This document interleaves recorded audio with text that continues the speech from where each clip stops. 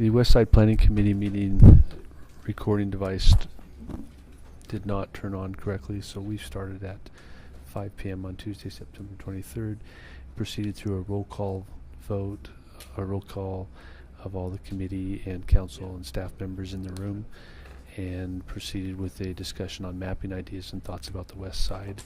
And at 5:36, that's where we are.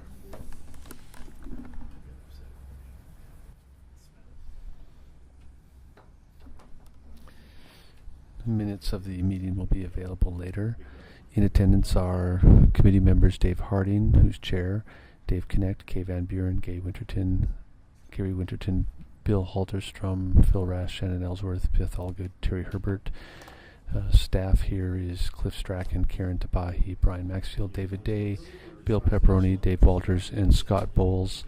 The meeting proceeded with a introduction of each of the members, and committee chair Harding outlined the process and talked about an intent to move quickly from meeting to meeting to move the work of the committee forward, and requested council committee members to be open-minded and to help identify what needs to be decided now for the future of the West Side area. And committee members have been given maps and invited to draw planning elements on the open areas of the map to help conceptualize the spatial aspects of planning, and that's where we are at the moment.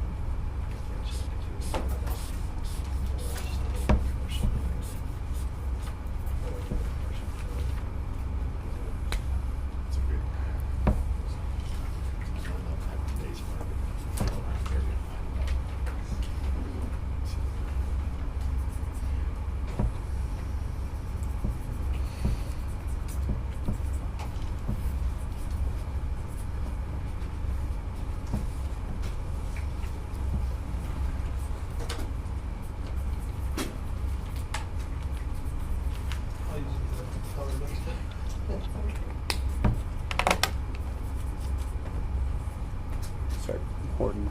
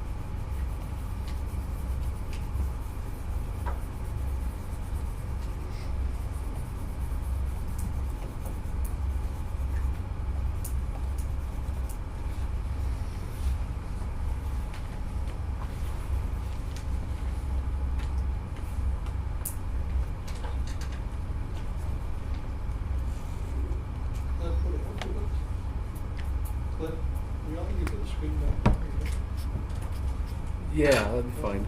I just wanted the place where you could write down the various ideas down, or the various concepts.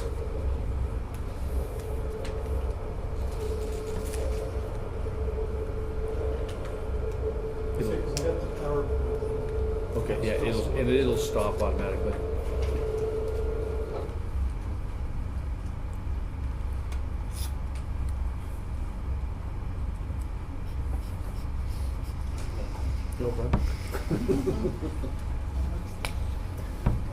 We'll take a couple more minutes, but it looks like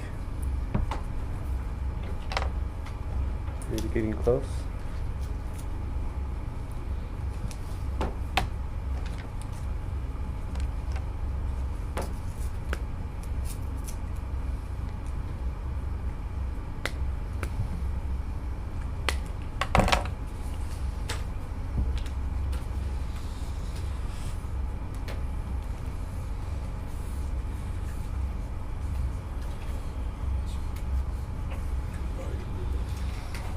Forever to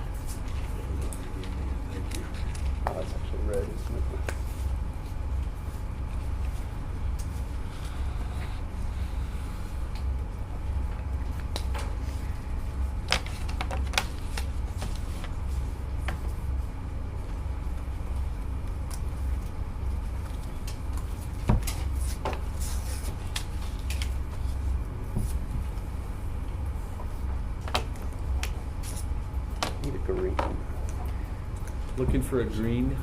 Right here. Thank you.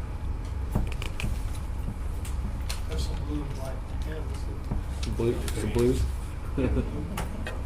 Oh, he's got a green one now. Sorry, thank you.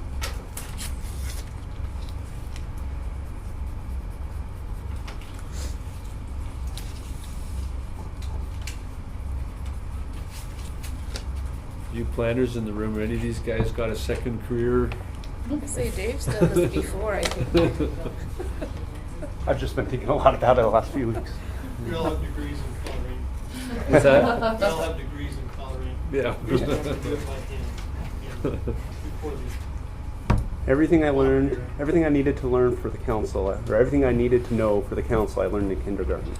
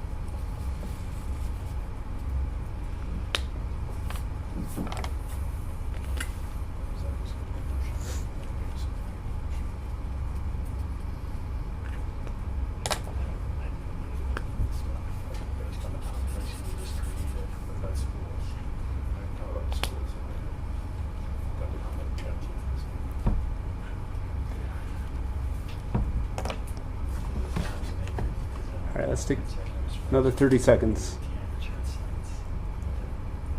I don't plan on collecting these. I mean, I guess we could, but you can, if you would prefer, you can take it home and finish coloring when you go at home if you'd prefer. Are the professionals going to grade it for us? Or needs improvement? Our children will grade us on our execution here.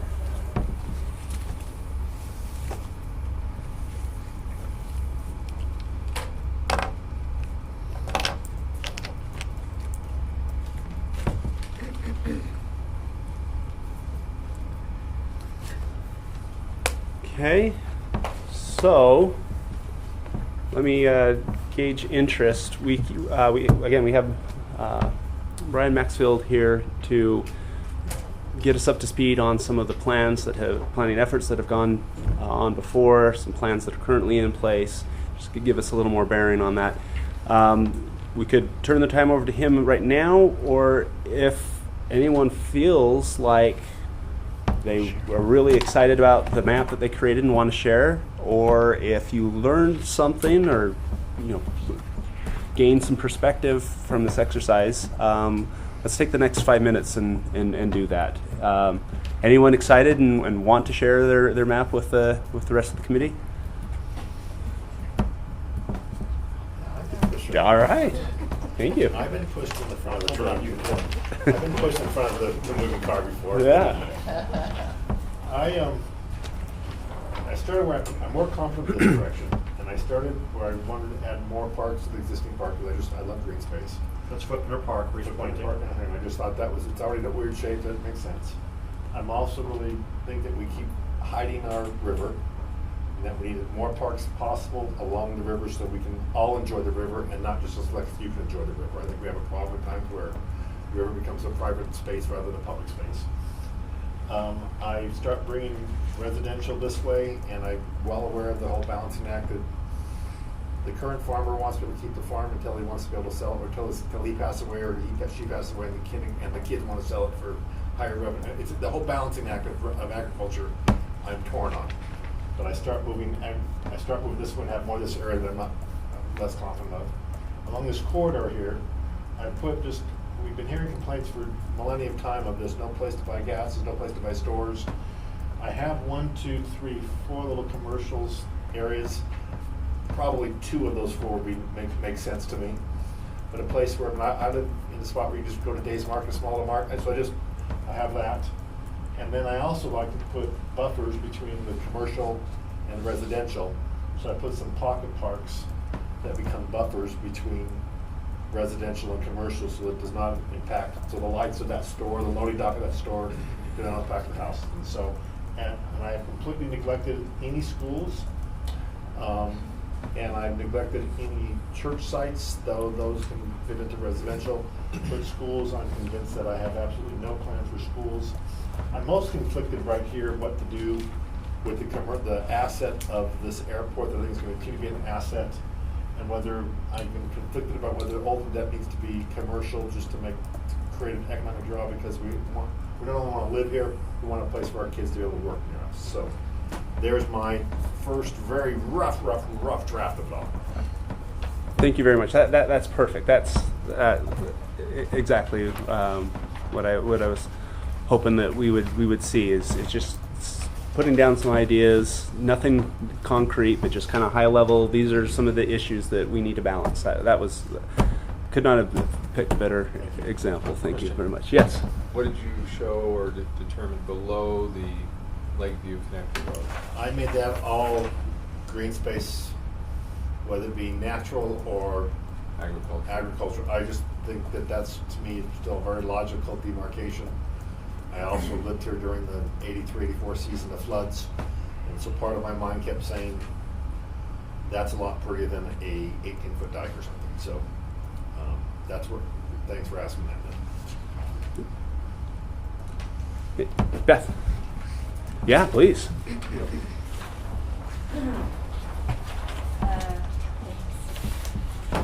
I tried to incorporate elements that I heard from the West Side area meeting. I pushed up the agriculture a little farther up and had these be 1 to 5 acre little farm pockets, because I'm concerned about the development, the sensitive development. So I wanted just to keep these areas green space and agriculture there, except a large regional park right here at the hub near the airport. That way if people fly in, it's right there. But light retail and commercial to feed the airport and feed the surrounding area, with kind of in the airport buffer zone an entertainment hub, kind of maybe an arboretum, an aquarium, something to bring people into the area. All of my orange are trail system interconnecting all of the neighborhoods and all of the parks, trying to connect all the parks with each other. A fire station up here right along the Lakeview Parkway to feed the north part and also the south part of the area. Possibly another school down here. With the trail systems in place, understanding that developers are going to want to swap density to put something like in. So most of the rest of the area being a mix of houses ranging. I would like to see no apartments on the west side, because I don't think it's a viable area for apartments. I don't think the community has enough in it to support apartment living. But ranging from maybe twin homes all the way up to R120. And then keeping animal rights throughout the whole, because that was a very big thing that people wanted to keep, was their animal rights and agricultural uses on the west side. Great. Thank you very much. I can go. Yeah, please. Hey. Oh, thank you. So, down here I was looking at the liquefaction maps. I think that's an issue. It needs to remain, in my opinion, open space or ag land. I don't think the ag land here is going to be appropriate in 20 to 40 years. If there were cherry trees, we could say something different, but I think it's just alfalfa right now. So I would propose this be office or light industrial. And then over here is office and light industrial. The whole river should be a trail corridor. It should connect the whole community, and it should also connect to the east side. This should continue as medium-low density residential, except for I think there needs to be commercial pockets. So if there was a commercial node with mixed use out here on Center and is that 31st West, as well as either here or down by the on-ramp. I think that would be appropriate for commercial. So, yeah, that's what I got. Thank you very much. Anyone else? I'll go with a couple on this connector, this Lakeview. I do have apartments. I believe that is still something that our community needs. off those main collectors, off the lake. I have a couple of medium density type buildings. Now they're just medium density, whether they call them apartments or whether they call them owner occupied Condos. or whatever. Commercial office space, we need to take advantage of the on and off ramp, I think, right there going down. And I believe very strongly in our airport. I think if we're going to have a viable community as we get going more, we're going to need to have some support. And that means having some open space.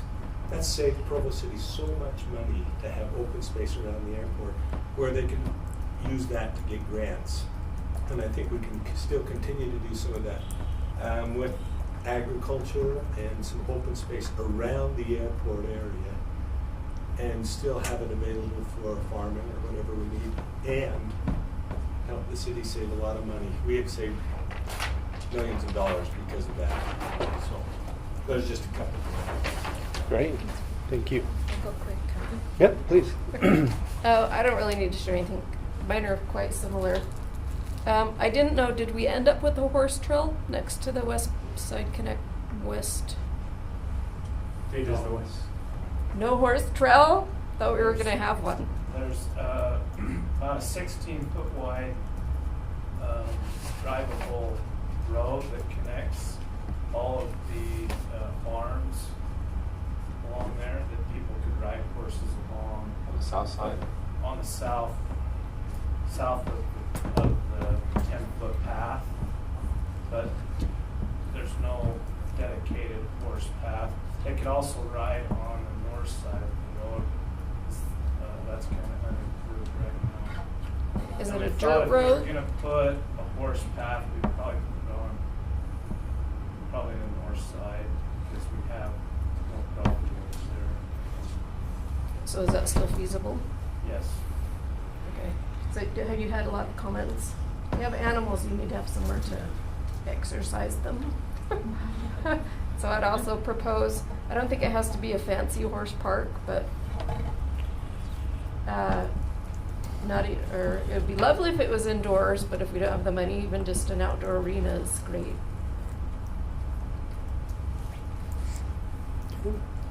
Thank you. Anyone else? Anybody see yours? I don't know. Tipped my hand a little too early. Thanks.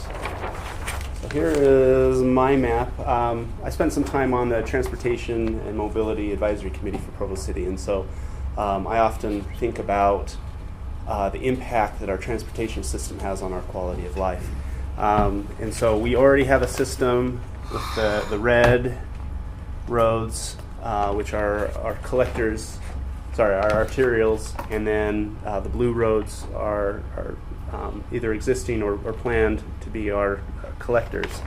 At our zoning summit last December, Provo City held a zoning summit, and one of the things that I was fascinated with was creating large, too large to be considered like just regular blocks, but having and so I drew them in as purple, which kind of block things into 10-acre blocks, and I think that provides that connectivity. You're not on either kind of a cul-de-sac or a major road. You've got a whole variety of roads, and so probably don't have your bike lane on 6 South. You probably have it on 7 South, or whatever that would be, 850 South or something, whatever that is, 750 South. So you're not fighting the main traffic, and it gives kind of that connectivity between the different areas. It promotes walkability. Yet within these 10-acre blocks, the developer could do cul-de-sacs if they want, or whatever infrastructure within those blocks to whatever makes sense for the development of that 10-acre block. What's your big pink line? Big pink line, thank you. Again, transportation. In 40 years, I would love to see that as a light rail line. That one with a little arrow there that goes across the lake. There's been talk about putting in a causeway out there, And I think you can, particularly with where I think transportation is going, I think you'll get much more bang for the buck and much better results if that's a rail line rather than a road for cars. And so what is that called? West Mountain? The Eagle Mountain? West Sarasota Springs, Eagle Mountain, and beyond that will very likely develop as well. And a lot of those people, if we want to continue to be kind of the center of jobs and of education and these things, to give them a quick and easy way to get over here, but not necessarily bring their car and traffic and pollution with them, I think makes a lot of sense. And if you put that in, then I think you've got a very interesting corridor here where it might make sense to have some commercial nodes, so you can buy your gallon of milk, and it becomes an interesting sense of place. I agree with. I think that the airport buffer zone is important, and I think there are two good uses for that land. One is commercial. Again, I think it's nice. It's a quality of life at having jobs near where you live, and so we can't put. I don't think we should put residential there. So it could either be commercial, and I'm not thinking retail. I'm thinking more office and jobs and maybe manufacturing. Great, very compatible with airports, or agriculture, which I have. Right now I've got commercial as brown and agricultural as that orange. I'd love for one of these areas to be kind of like a Wheeler Farm type agriculture that where people can interact and be brought in and experience those kind of things. Here's my regional park, but someone pointed out that actually might make a lot of sense inside the airport protection zone. I think kids playing soccer would be a great use for that as well. I agree that everything south of the parkway needs to be left open. That might be a park. It could be soccer fields, I think. It could be agriculture. It could be left wild, or it could be slightly improved wild, to where you have your boardwalks and through the wetlands and whatnot. Anything else here? What are these brown spots here?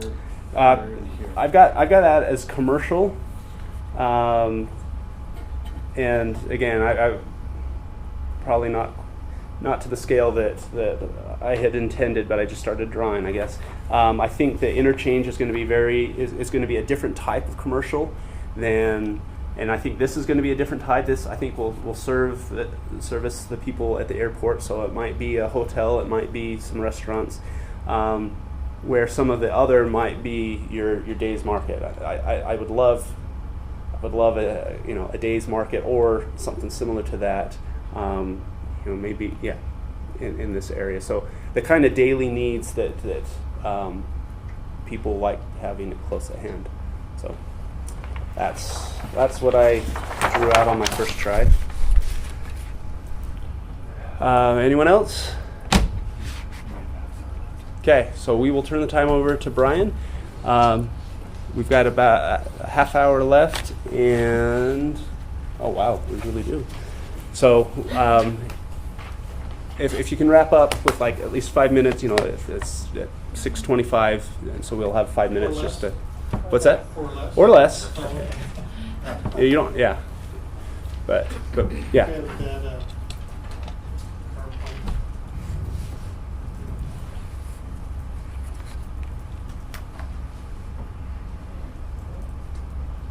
Is this it? Yep.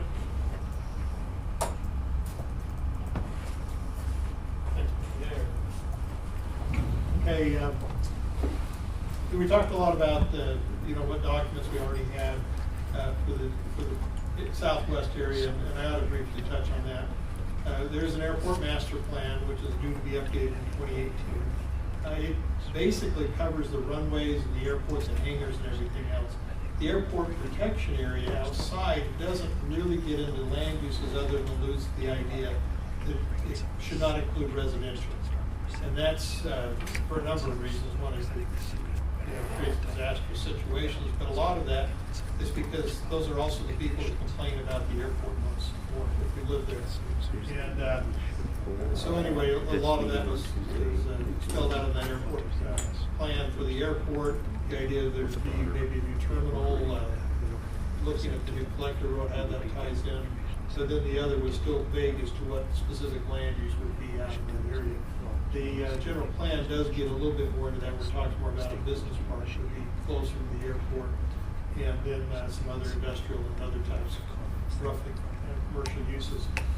They also have a parks plan which doesn't specify sites. It talks about existing sites and what improvements could be made to the facilities that are already there, but it doesn't show new sites. It shows service areas for things such as ball fields and court uses and other things. If you look at a radius, what areas are blank, if that occurs. So it gives you an idea of where that would be.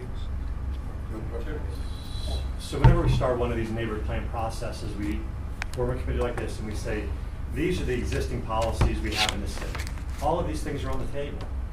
If this committee thinks that something should be amended or it's outdated or should be turned out or should be changed, all those things are on the table, but we should at least start with looking at what are our existing plans set.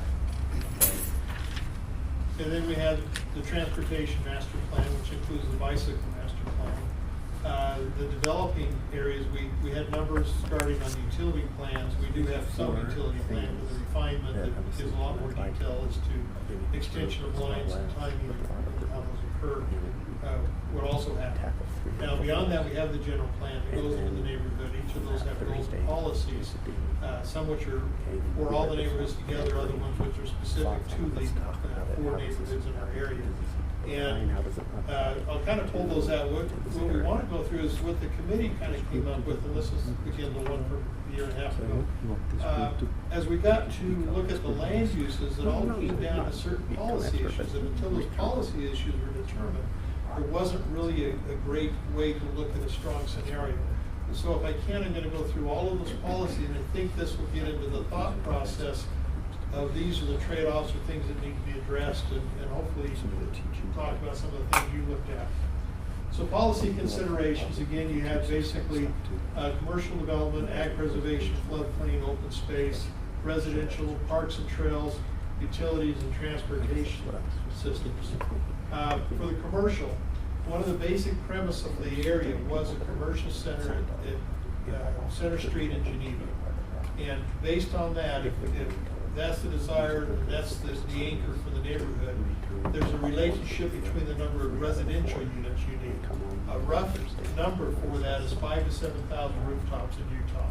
And why I say Utah is because that takes into account children and adults and things like that. In other areas, it's a different number, and that's roughly the number. It's also going to depend on the type of store that goes in. But that's also a minimum. You have fluctuations in population, especially with single-family residential. Those populations will change in the numbers. Apartments, amazingly enough, even though they're more transient, keep a fairly consistent number as the number of people that live there. And so you've got trade-offs as you look at these land uses. But for a grocery store, the idea of 5,000 to 7,000, or do you also throw another 2,000 in there just to keep it viable? Nothing worse than a shopping center going dark. You want it to have a replenishment and other numbers in there. A number of years ago, they were going to build a Smith's. Right. It was 2003, I think. Right, Center Street and Geneva Road. Then they backed out. They said. The Smith still owns part of the land. Right, they backed out because they said there's not enough rooftop to support the grocery store in this area. We need something west of the freeway, if we don't have it, I don't know how many rooftops you need. And we need to look at the parks, I think, to call Powerline Park and put there as a park is kind of just As well as left over. Yeah, they don't have any pavilions, no restrooms, no play areas for the kids. I'll get the parks in just a little bit, so yeah, that's a great point. And you're talking about the rooftops, understand these rooftop numbers also include the Lakeview neighborhoods. How many do they require or want to build something like that? The 5,000 to 7,000 as a start, yeah. Do you have I an was just gonna updated say, number? no, we've reached out to Smiths and talked to them, since we are dealing with it in the downtown, and there has not been a meeting yet. They haven't talked about the lawsuit that they threw after the approvals were done for both sites. They're very, I think there's an interest there in pursuing that, but in terms of getting a number, they're somewhat reluctant because they don't wanna, they don't wanna feel like they've committed to building it if they get a certain level of cost upside. And again, you're gonna have different numbers. For Harmon's and a Macy's, it's much higher. For local stores, sometimes it's low, so. Anyway, so the grocery store was a key point. The airport business park, again, because you're in an area that did allow the residential, but also provided some income and also a site situation next to an airport that could have business. Regional commercial area was actually something that came up a little bit newer because of the interchange that's going in now. The regional commercial will be directly south of Lakewood, the 30 acres or so that's between the dike down to the new road and then 500 west out to the freeway. So that was, consideration that seemed the best use for that. Other ones talked about in the the Provo Bay plan has the south area of Center Street as a possibility, and the other ones weren't called out along the road again because they didn't have the road in and didn't look at it. But talked, the idea of retail nodes, and I think some of the plans have that on there along these main streets going in, or business areas that could go in along that area that don't have traffic that encroaches in the neighborhood. The neighborhoods would go through that traffic to the parkway, but most of the traffic would go south to the parkway. Brian, And how many rooftops are there now? we have that number. I'm sorry to bring it in. I'm thinking it was somewhere around 6. I may be lying on that one. I was just saying the document I just finished reading said with the Lakeview close about 47. 47. Yeah, okay, so that's even less than that. Fewer numbers. Okay, ag preservation, these next three get into kind of these open space things. The important thing, first of all, is to identify what's your purpose for it. Is it to protect the farmers and the farms, to preserve that? Is it sustainable community? There's a combination of different purposes, coming up with that. And I think certainly some of the elements that go into play, and this was one of the first conflicts noted, is some of the best agricultural lands where the business park is going to go next to the airport. So you've got a trade-off immediately with that one. And so consider what's most important to the community. So, the ag preservation, certainly this could be other things just besides large swaths of area. You could have it through other policies that encourage, small farms throughout the community. And I don't know the numbers for this when we talk about rooftops. I know Jamestown was settled, okay? I'm going to go far back where I read. It was about 4 acres a person is what you needed to sustain yourself. I think it's less than that now. I think they have better farming techniques. So anyway, just as a rough number. Floodplains was the other thing I think we brought up. We've had a history of flooding out there, 83, and then we had some other high water. The good thing, it doesn't really need to address a life-death situation. This isn't an overnight flood that comes crashing down the river. This one starts to come up and you know it, and you can tell from the snow pack and everything else, it's usually spring runoff. That's what's going to cause it. So it's not like everybody's got to scramble out in the middle of the night. There aren't ways to maybe address it. The reasons kind of given in there, the reduced insurance cost for homes, as FEMA looks at that, they, if you get a FHA or any federally insured loan, you have to have that insurance with FEMA on the floodplain. And so obviously the costs are going to go up if we allow that in there. Also addressing it could reduce future costs for the city in terms of mitigating flood damage and other situations that way. So what's a greater risk, a flood or earthquake with liquefaction where your house is gone? I think the earthquake with liquefaction. It's hard to do anything about that. If you get in the floodplain of the method, and I think these were the ones identified the other day in engineering, see if I can get it right. But you can build a dike, and get that certified, and that costs so much money. You can throw that on the developer, the city can do it, it can be both. You can elevate the ground around, and these are out of order. That's what's good. This one should have been up here, and these slide down ones, so that's not going to make sense. You can require just the ground elevation. Now, Terry, you mentioned the one compromise level, but the flood level, and again, based on which base elevation you use, but it's 4496 is the magic number, is that right? For habitable floors. And you know, you take the lines and it really cuts out along that southwest area.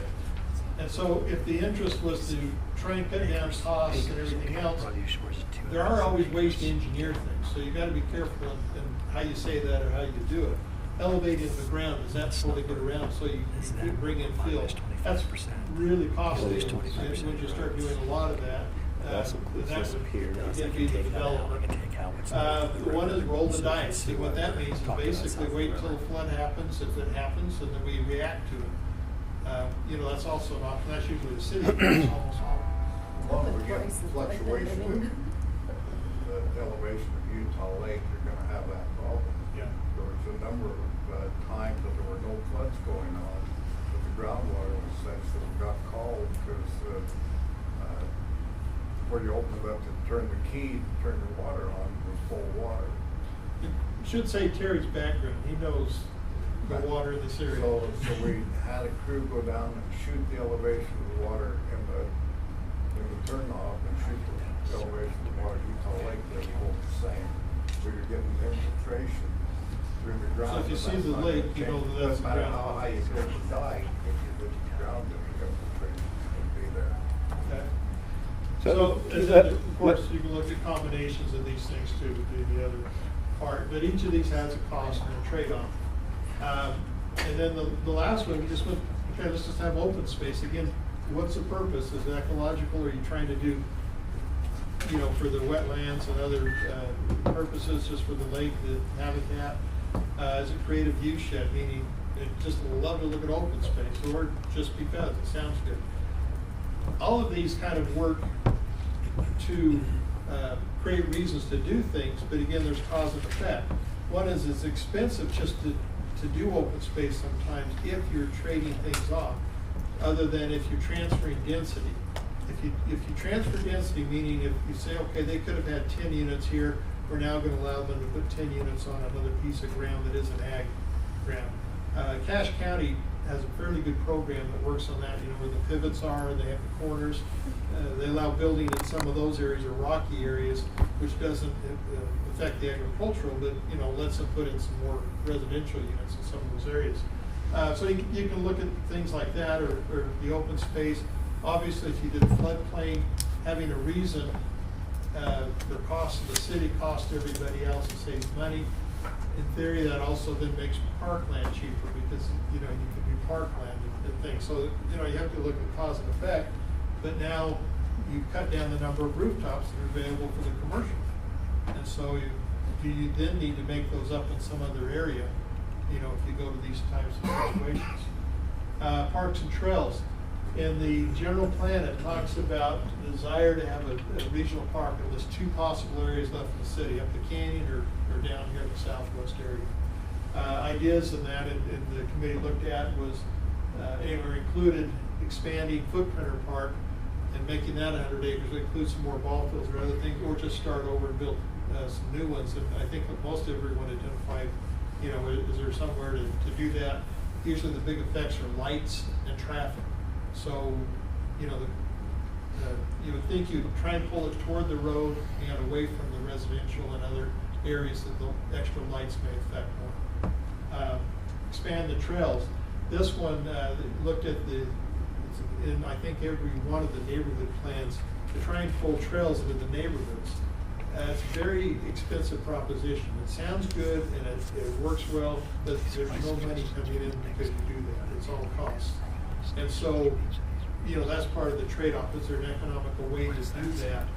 You certainly get them built with several developments as a trade-off for the density, but the operation and maintenance of those is ongoing. And that's where you really have to, okay, how do we do that? And then the equestrian trails and facilities that were mentioned.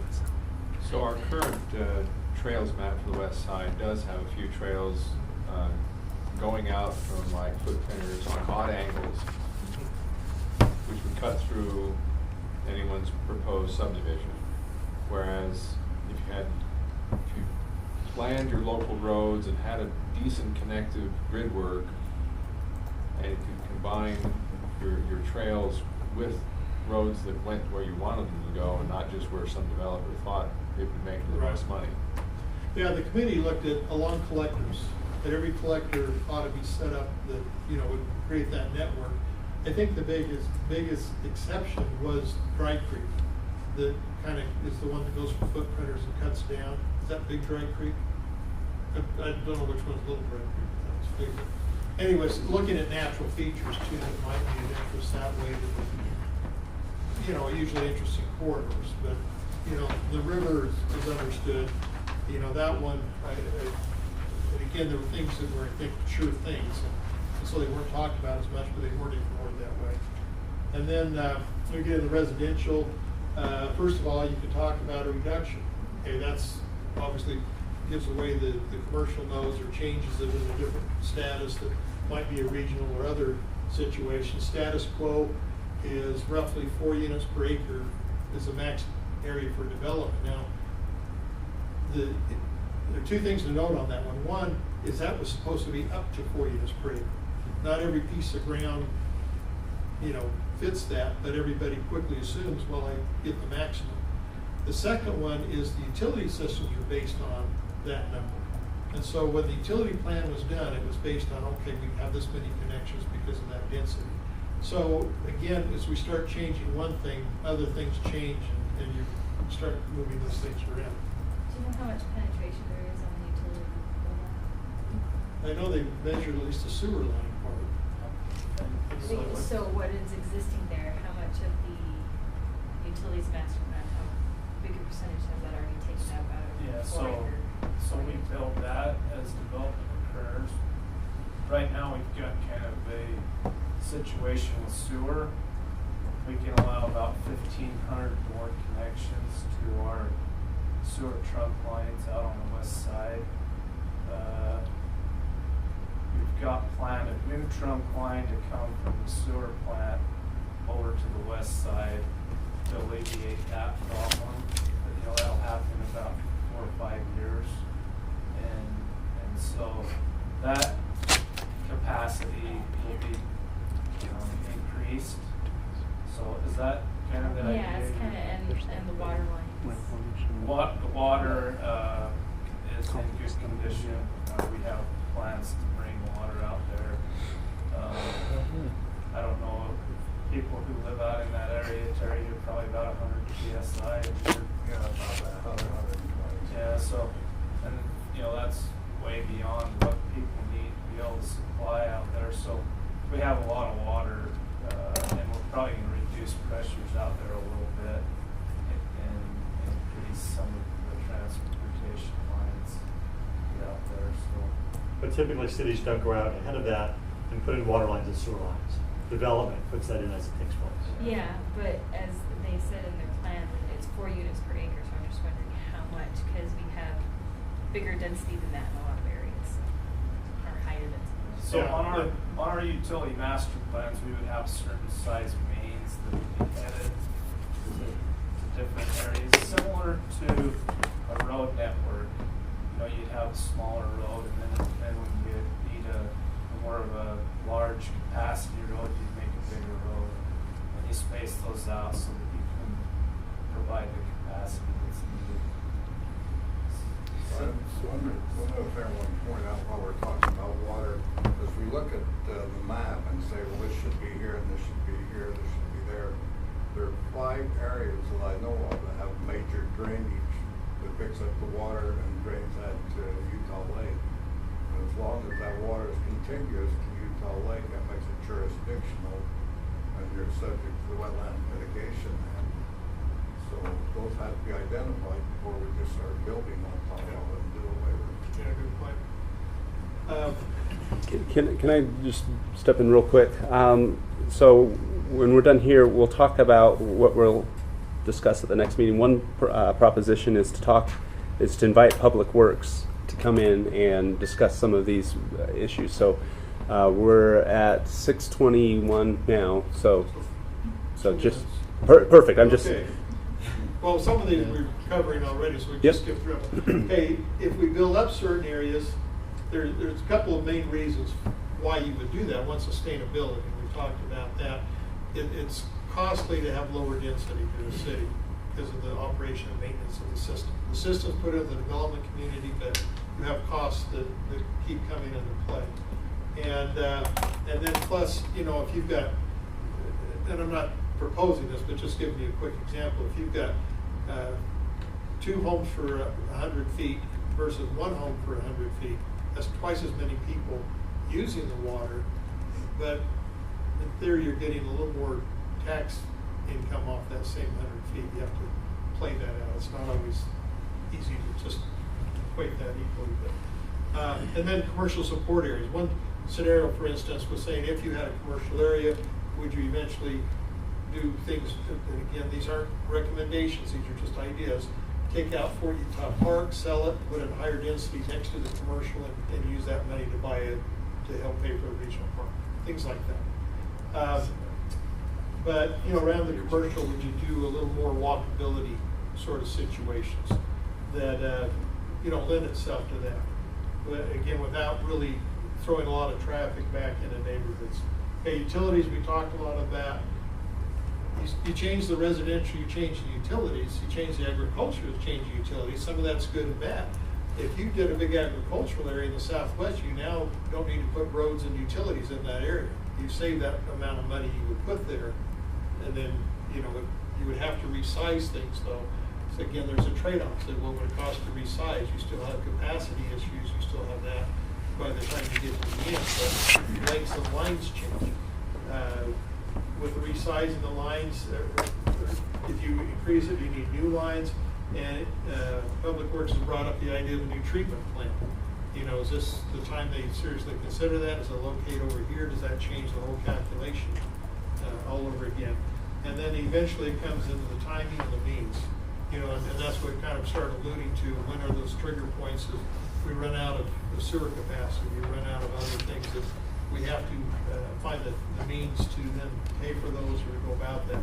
Transportation was, you know, status quo, reduce the need that could be through location or lifestyle situations.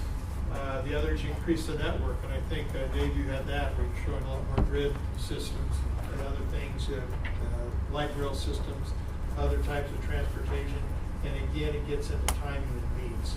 And that's the biggest thing, because it's hard for a city to ever get enough money to pay for those before the demand always precedes that. So there.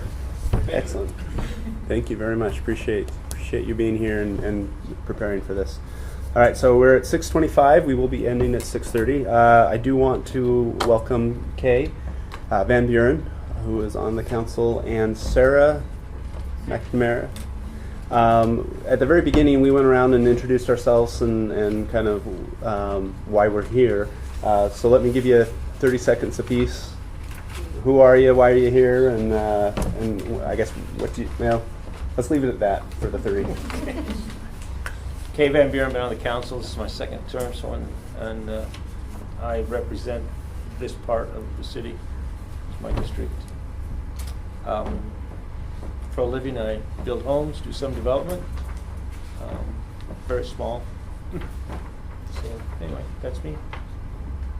Sarah McNamara, I'm the neighborhood chair for the Provo Bay area, and so I'm just here to listen and hopefully do some. Great, thank you. Thank you both for your willingness to serve on the committee and volunteering your time for that. So our next scheduled meeting will be on October 11th. I will actually be out of town for a council, what are those called? A conference for the council.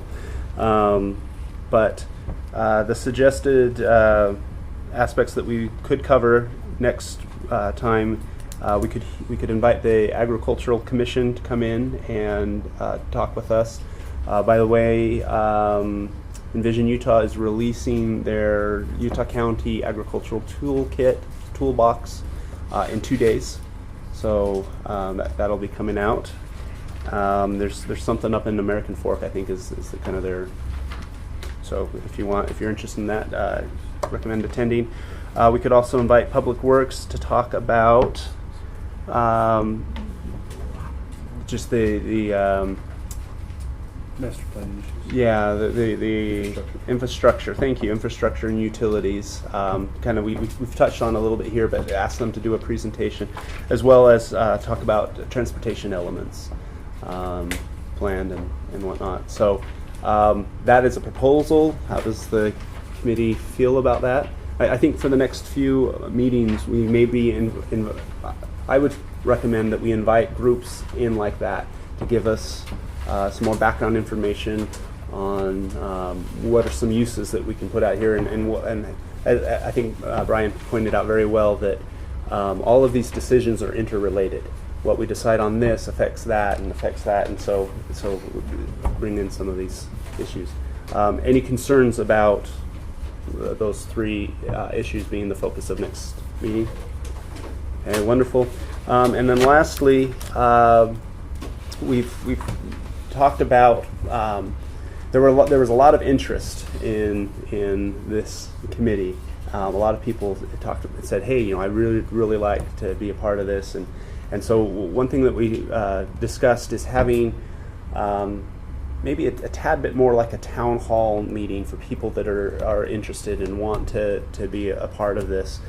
We might have it, say, in like the council chambers downstairs in a big room. We could just circle up the chairs. But one thing I thought I'd like to have a part of that is, rather than just,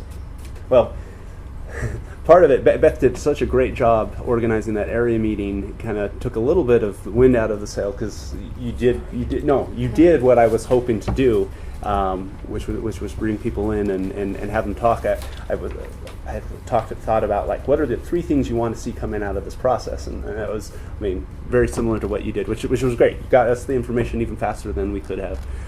So thank you for that. One thing I would like to be a part of that is anyone who's willing to be on that, that wants to be on that, needs to be willing to do a little bit of homework. And I also think that hopefully we can do some of the same assignments. Just get up to speed on some of these issues. And I was going to bring it up, but I didn't, and I don't have time. I reached out to a few people, and I identified four. Not that any of you can see it, but four things that that could be part of this assignment. And the thought would be people could choose any three of these four. So one is a video presentation from our Provo Zoning Summit last year, given by Michael Hawthorne. He's a Suburban Land Reserve, which is, I believe, the LDS Church's development arm for residential areas. And so he's thought a lot about some of these issues that we've been talking about. Gave a presentation there. The Utah County Agricultural Toolbox will be released in a couple days, as I mentioned. So that could be an assignment. People could read that. There's a curbside chat text and video series that was released by Strong Towns, which talks about development and the cost of development and some of these issues that we often think about. What are we going to do in the next 5 years? How is it going to impact us in the next 5 years? But some of these things come back in 30 years and have big impacts. And so I highly recommend that one. Okay. Really important. Excellent. So thank you. And then the other thing is the general plan, chapter 6. Not all of it. There's sections that talk about other parts, but there's some really good information there, including things that people like us put in 20 years ago. It's the area, as well as broken down by neighborhoods, key planning policies, key land use policies. So those would be the four that I came up with. And we need to end, but so the thought is we could have that meeting on the a week from Thursday, October 6th. would be a possibility, invite people that expressed interest and said, if you want to be a part of this, you need to pick 3 out of the 4 of these and come prepared to discuss it. And I think it would just be a discussion. We would say, okay, who watched this video presentation? What did you think about it? How does it apply? How does it not apply? That kind of thing. Is that premature? Or do we think that October 6th would be a good time to kick that off? So it's a week from Thursday. And if any of you have like another thing we could add to this, and we could say 3 out of the 5. I mean, so it's open as well. Will you send those out to us? And kind of choose them? Sure. Send those to me, and I'll send all this to me. Also gather the PowerPoints. I'll get that sent out to you. Are you saying also inviting the people all the people that you're talking about that were interested? Yeah. So Beth has I a. have a list of people who signed up. How many are you talking about? 15 to 20 on the list, but I was also going to send out a general email to everybody who signed in that night who may have not seen the interested in keeping So mostly people on the Southwest. in the Southwest. And there's a number of ways you could do it too.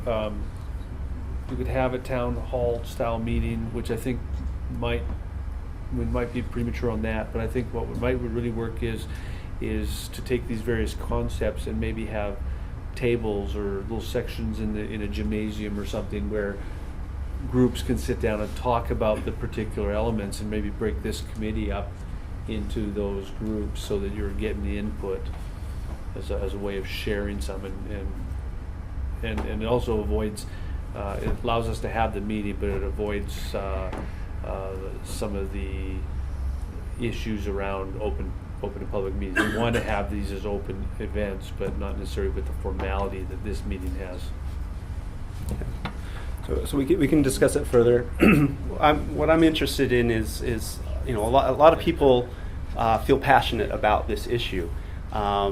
And my hope is that we can help people think about these issues. And the purpose is not to convince them that they're wrong. The purpose is to have them think about these issues. We're not the first community in the world to, think about how we're going to grow. And so let's learn from what other people have learned. And so that's to me one of the main points is use this as a group to bounce our ideas coming out of this committee, but also see if we can get these people that are passionate and engaged, get them thinking about these issues as well, and help them be more a part of the conversation as well. Okay, any thoughts on that? Karen, was there a neighborhood meeting that night? No, not that. I don't. This On the fall one. 6th? This Thursday, it's tomorrow night that there's a Lakewood neighborhood meeting. Or not tomorrow. I forget which day of the week it is. Thursday. Okay. Terry Can we knows. get the toolbox, which is like 58 pages, sent out to everybody? I don't think it's officially been released. I think you had a pre-release copy, but yeah, I think on Thursday. We had it, though. Where did we get? Cause I got it. Yeah, it was a draft copy. Yeah. I would say we'll gather Yeah. whatever But information's as soon needed. as it is Yeah. available to the public, can we get it just sent out? Yeah. We'll gather that. Okay, so I don't want to take any more time. We're already 5 minutes over. Can you copy and paste all So that stuff yep. there? and I'll send it to me? I'll just share it too with you. Okay. So I'm looking for a motion to adjourn. Okay, thank you, Bill. Second, Dave. All in favor of adjourning? Anyone opposed? I'm always quick on that. There was no opposition. I don't know if everyone voted, but no opposition. Formal vote, I just adjourned. Okay, perfect.